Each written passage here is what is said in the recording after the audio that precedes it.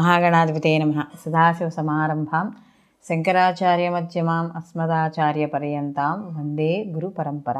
శ్రీమాత్రే నమః. ప్రేక్షకులకందరికీ స్వాగతం.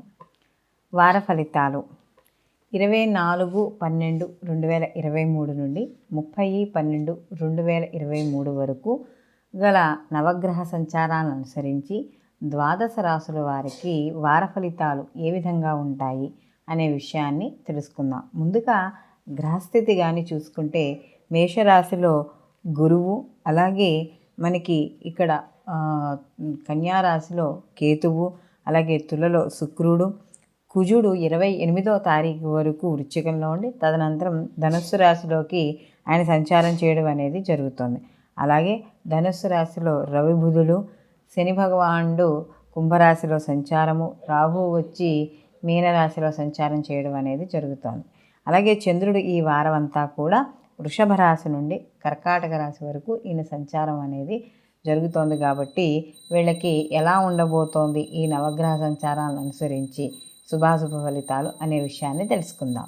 మేషరాశి వారికి ఈ వారం చూసుకుంటే వీళ్ళకి జన్మలో గురువు యొక్క సంచారం, అందులో చంద్రుడు ద్వితీయ స్థానంలో సంచారం చేయడం వల్ల కాస్త ఆరోగ్య విషయాల్లో కొద్దిగా వార ప్రారంభంలో మేషరాశి వాళ్ళు జాగ్రత్త వహించాలి. అలాగే అయితే ఇక్కడ షష్టమ కేతు యొక్క ప్రభావం ఉంది కాబట్టి అంత తీవ్రమైన అనారోగ్యాలు ఉంటాయి అని చెప్పుకోవాల్సిన అవసరం లేదు. అలాగే వీళ్ళకి ఇంకొక విషయం ఏంటంటే వీళ్ళకి కాస్త వ్యాపారంలో కావచ్చు, లేకపోతే ఆర్థికపరమైన లాభాలు మాత్రం చోటు చేసుకోవడం అనేది జరుగుతుంది. అలాగే విదేశీయానము, విదేశీ ఉద్యోగం చేస్తున్న వాళ్ళకి కాస్త విదేశాలలో అవకాశాలు, లేదా విదేశీ పరంగా కొంత ధనం రావడం, అంటే పిల్లలు పంపించడం కావచ్చు, లేకపోతే ఏదైనా ఒక చోట ఏదైనా వ్యాపారం పెట్టడం వల్ల కావచ్చు, మొత్తానికి ఏ రకంగానైనా సరే విదేశీ పరంగా వచ్చే డబ్బు కొంత మీకు ఆదాయంగా రావడం అనేది ఇక్కడ జరుగుతుంది. అలాగే ముఖ్యంగా ఇక్కడ అష్టమ స్థానంలో వీళ్ళకి కుజుడి యొక్క సంచారం అనేది 28వ తారీఖు వరకు ఉంది. కాబట్టి ఇంచుమించు మనకి వారాంతంలో కుజుడు మార్పు చెందడం, తదనంతరం నవమ స్థానంలోకి మార్పు చెందడం వల్ల కాస్త ఏవైతే రుణ బాధలు, ఆరోగ్య సమస్యలు ఉన్నాయో వాటి నుండి వారాంతానికి కొద్దిగా బయటపడడం అనేది జరుగుతుంది. అలాగే ఇక్కడ ఈ వారం విద్యార్థులు కాస్త కొద్దిగా శ్రద్ధ పట్టి చదవాలి.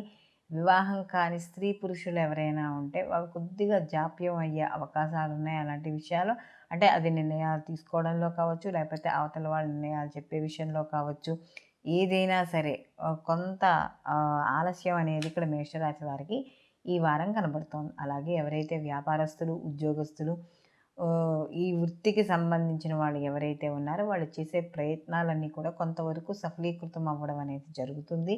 ఉద్యోగాల్లో కూడా కాస్త ఒత్తిడి అనేది కొద్దిగా ఇక్కడ తగ్గుతుంది. అయితే ఇక్కడ నవమ స్థానంలో ముఖ్యంగా కానీ చూసుకుంటే ఈ బుధుడి యొక్క సంచారం వల్ల కాస్త అప్పుడప్పుడు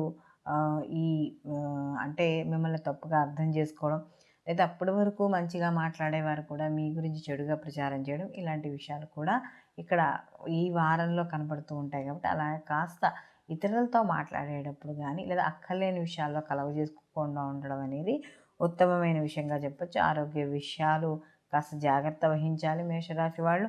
అలాగే ముఖ్యంగా ఇంకా వీళ్ళకి కానీ చూసుకుంటే సంతానపరమైన విషయాల్లో కూడా కొంత మీకు నిరుత్సాహము, నిస్పృహ అనేవి కనపడుతూ ఉంటాయి. చెప్పిన మాట వినిపించుకోకపోవడం, ఇలాంటి వాటి వల్ల భార్యాభర్తల మధ్య విషయాల్లో కాస్త అవగాహన లోపాలు అనేవి మధ్యలో వచ్చే అవకాశం ఉంది. కాబట్టి అలాంటి విషయాల్లో జాగ్రత్త వహించండి. ధన పరంగా కానీ చూసుకుంటే కాస్త వ్యయం, ఖర్చులు అయ్యే అవకాశం ఉంటుంది. కాస్త ప్రయాణాలు చేసే అవకాశం కూడా కనబడుతుంది. కాస్త ప్రయాణాల్లో అలసటలు కూడా ఇక్కడ ఈ మేషరాశి వాళ్ళకి కనబడుతుంది. సినీ కళా రాజకీయ రంగాల్లో ఎవరైతే ఉన్నారో వాళ్ళకు కూడా కొంత అవకాశాలు మెరుగ్గా ఉండడము, అలాగే వీళ్ళు వచ్చిన అవకాశాలను సద్వినియోగం చేసుకోవడం అనేది ఇక్కడ ముఖ్యమైన విషయంగా చెప్పదగ్గ సూచన. అలాగే ఈ వారం వీళ్ళు మరిన్ని మంచి ఫలితాలు పొందడానికి వీరు నిత్యము కూడా సుబ్రహ్మణ్య ఆరాధన చేసుకోవడం, అలాగే దత్తాత్రేయుల యొక్క చరిత్ర కానీ లేదా దత్తాత్రేయ వారికి సంబంధించిన కరావలంబ స్తోత్రం కానీ ఇలాంటివి పారాయణ చేయడం ద్వారా మరిన్ని మంచి ఫలితాలు పొందడం అనేది జరుగుతుంది. అయితే ఇక్కడ గోచార ఫలితాలు అనేవి మనకి మనం చాలాసార్లు చెప్పుకున్నదే, ఇది వ్యక్తిగత జాతకంతో పాటుగా అనుసంధానం చేసుకుని ఈ రెండింటిని కూడా బ్యాలెన్స్ చేసుకుని అప్పుడు మనం ఫలితాలు అనేది చూసుకోవాలి. కేవలం గోచార ఫలితాలు అనేవి అంటే ఒకటి చూసుకోండి, ఒక మేషరాశిలో ఉంటే మేషరాశిలో కొన్ని లక్షల మంది, కొన్ని కోట్ల మంది మనకి ఈ యొక్క రాశిలో పుట్టవచ్చు. కాబట్టి వీళ్ళకి సహజంగా ఈ గ్రహం ఇక్కడ ఉండడం వల్ల ఇటువంటి ఫలితాలు ఉంటాయి అని చెప్పడం అనేది జరుగుతుంది.